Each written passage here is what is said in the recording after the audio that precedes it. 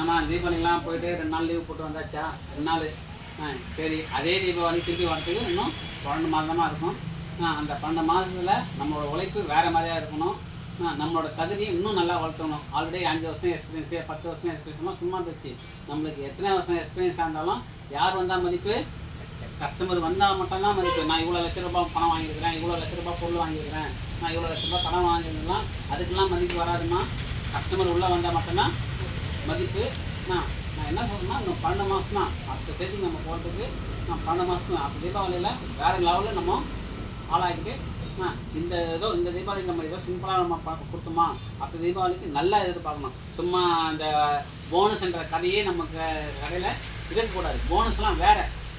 நம்ம மனநிறைவோடு இன்னும் நிறைய பண்ணணுமா, ஓகேவா? அதுதான் என்னோடய சந்தோஷம்.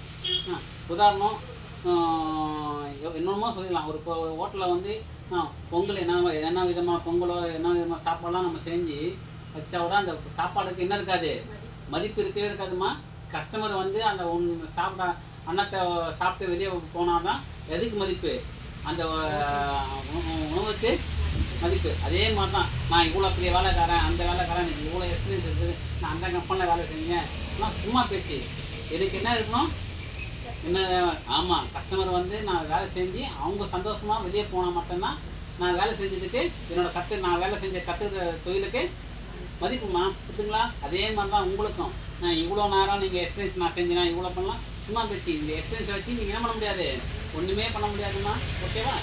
நீங்கள் செய்கிற தொழிலை வந்து கரெக்டாக பண்ணி கஸ்டமர் கரெக்டாக டீல் பண்ண மாட்டாதான் நீங்கள் பண்ண எக்ஸ்பீரியன்ஸுக்கு மதிப்பு. சும்மா வந்துடாதுமா. ஒரு கஸ்டமர் டீல் பண்ணுறது வந்தோடனே அவங்களோட கண் பார்வையில் இந்த கஸ்டமருக்கு கரெக்டாக பண்ணுவாரா, இந்த கஸ்டமர் வாங்குவாங்களான்னு எப்படி தெரியணும்?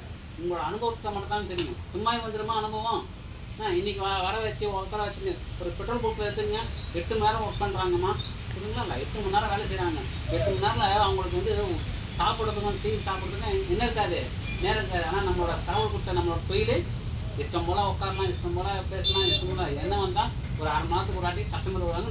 நம்மளோட தொழில் வந்து வேறு கேட்டகரி, பவர் டூல்ஸு, புரியுதுங்களா? நம்மளோட டேர்ன் ஓவரும் நல்லாவும் இருக்கும், நம்மளோட பிஸ்னஸும் ஹை கேட்டகரிம்மா.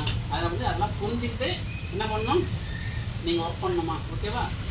அப்போ தீபாவளி வரத்துக்கு எத்தனை மாதம் இருக்குது? 12 மாதம். அந்த உழைப்பை வந்து வீணாக்கக்கூடாது. கஸ்டமரை வந்து அடுத்த ஸ்டேஜுக்கு நம்ம கொண்டு போகணுமா, ஓகேவா? போய் வேலையை பாருங்கள்.